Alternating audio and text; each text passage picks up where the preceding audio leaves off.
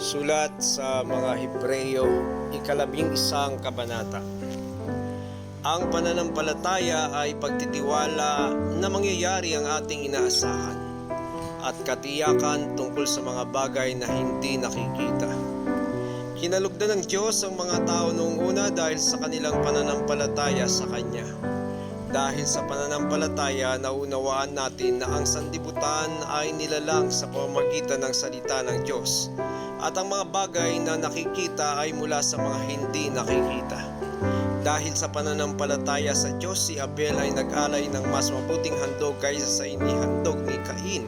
Kaya naman si Abel ay kinilalang matuwid nang tanggapin ng Diyos ang kanyang handog. Kahit patay na siya, nagsasalita pa siya sa pamamagitan ng kanyang pananampalataya sa Diyos. Dahil sa pananampalataya sa Diyos, si Enoch ay hindi nakaranas ng kamatayan. Hindi na siya nakita sapagkat kinuha siya ng Diyos. Sinasabi sa kasulatan na si Enoch ay naging kalugod-lugod bago siya kinuha ng Diyos. Kung hindi tayo sumasampalataya sa Diyos, hindi natin siya mabibigyan kaluguran. Sapagkat ang sino mang lumalapit sa Diyos ay dapat sumampalatayang may Diyos na nagbibigay ng gantimpala sa mga nananalig sa Kanya. Dahil sa pananampalataya, pinakinggan ni Noe ang babala ng Diyos tungkol sa mga bagay na mangyayari, ngunit hindi pa niya nakikita. Gumawa siya ng isang malaking barko upang siya at ang kanyang pamilya ay maligtas. Sa pamamagitan nito ay nahatulan ang sanlibutan, ngunit si Noe ay ibinilang na matuwid dahil sa kanyang pananampalataya sa Diyos. Dahil sa pananampalataya sa Diyos, sumunod si Abraham nang siya'y utusan ng Diyos upang pumunta sa isang lupaing ipinangako sa kanya. Sumunod nga siya kahit hindi niya alam kung saan siya pupunta. Dahil din sa kanyang pananampalataya, siya ay nanirahan bilang dayuhan sa lupang ipinangako sa kanya. Mga tolda ang naging tirahan niya. Gayon din sina Isaac at Jacob na tumanggap din naman ng pangakong katulad niyon. Sapagkat matapat na hinihintay ni Abraham ang isang lungsod na Diyos mismo ang nagplano at nagtatag. Dahil din sa pananampalataya, si Abraham ay nagkaroon ng kakayahang maging ama kahit na siya'y matanda na at kahit si Sarah ay hindi na maaring magkaanak pa. Nanalig siyang tutuparin ng Diyos ang kanyang pangako. Kaya sa isang taong may tuturing na halos patay na ay nagmula ang isang lahi na naging sindami ng bituin sa langit at ng buhangin sa dalampasigan.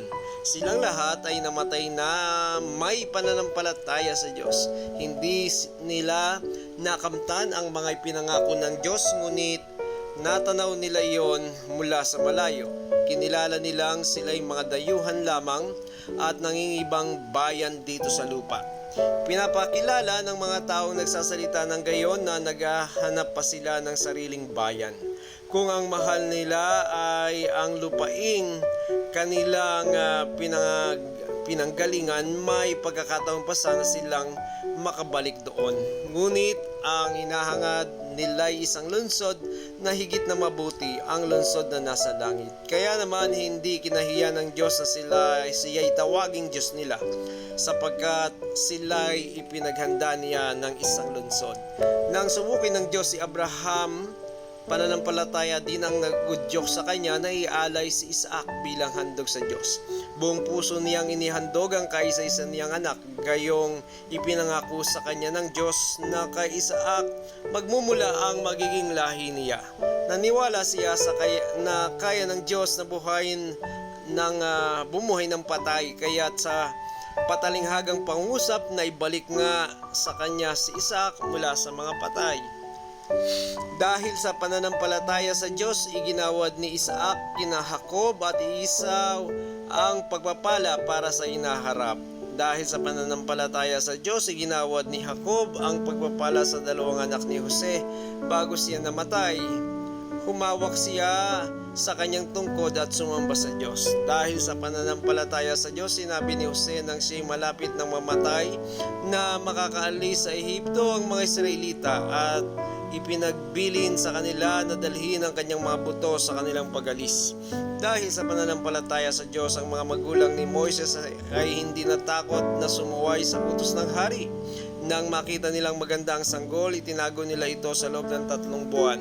Dahil sa pananampalataya sa Diyos, sumanggi si Moses nang siya mayroon ng sapat na gulang na tawagin siyang anak ng prinsesang anak ng hari. Inibig pa niyang makihati sa kapihang dinaranas ng bayan ng Diyos kaysa magtamasa ng mga panandaliang aliw ng mundong ito na dulot ng kasalanan. Itinuring niyang higit na mahalaga ang pagtitiis sa hirap dahil sa Mesiyas kaysa ang mga kayamanan ng Ehipto, sapagkat nakatuon ang kanyang paningin sa mga gantimpala sa hinaharap. Ang pananampalataya din sa Diyos ang nagudyo kay Moises na lisanin ang Ehipto kahit magalit ang hari. Matatag ang kanyang kalooban sapagkat para niyang nakita ang Diyos.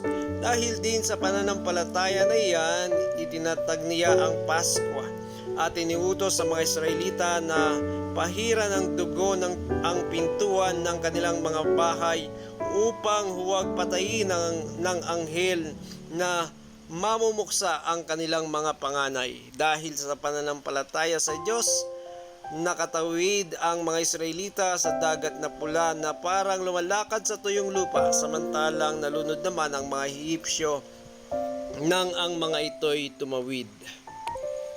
Dahil sa pananampalataya ng mga Israelita sa Diyos, gumuho ang pader ng Jericho matapos nilang ligirin ito ng 7 araw. Dahil sa pananampalataya sa Diyos, si Rahab, ang babaeng may maruming pamumuhay, ay hindi napahamak na kasama ng mga ayaw pasakop sa Diyos, sapagkat malagod niyang pinatuloy ang mga espiyang Israelita. Magpapatuloy pa ba ako? Kulang ang panahon para maisaysay ko ang tungkol kina Gideon, Barak, Samson, Jepti, David, Samuel at mga propeta. Dahil sa pananampalataya nila sa Diyos, nagwagi sila laban sa mga kaharian. Namuhay sila ng matuwid at nagkamit ng mga ipinangako ng Diyos na napaamo nila ang mga leon.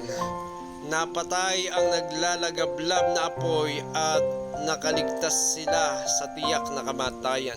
Sila'y mahihina ngunit binigyan ng lakas upang maging magiting sa digmaan, kaya't natalo ang hukbo ng mga dayuhan.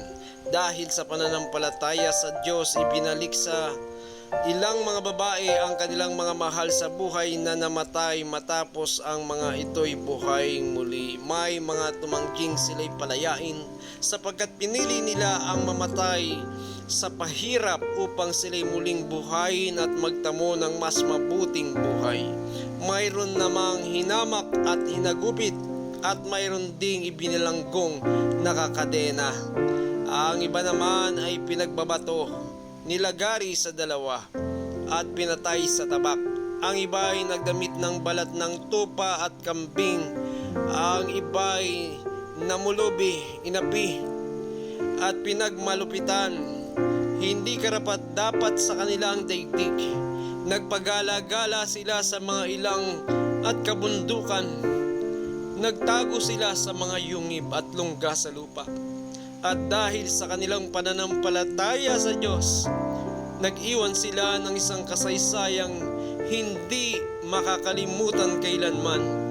Bagamat sila'y pinarangalan sa pamamagitan ng pananampalataya, hindi nila natanggap ang ipinangako, sapagkat may mas magandang plano ang Diyos para sa atin, upang sila ay hindi maging ganap malibang kasama tayo. Purihin ng Diyos.